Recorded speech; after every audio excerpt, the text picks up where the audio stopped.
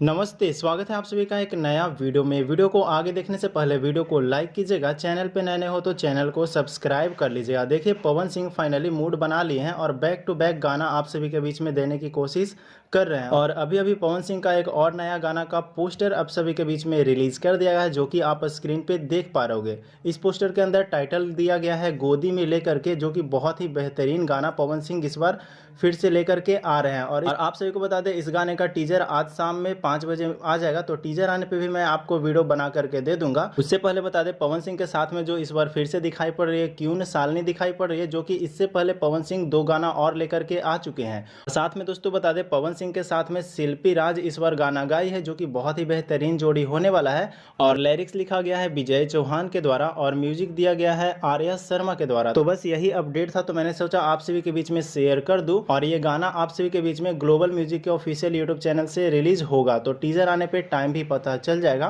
तो तब तक के लिए आप लोग वेट करते रहिए और वीडियो को लाइक करके शेयर कर दीजिए, ताकि पवन सिंह के तमाम फैंस के पास ये वीडियो पहुंच जाए। तो चलिए मिलते हैं किसी नए वीडियो के साथ में। धन्यवाद दोस्तों।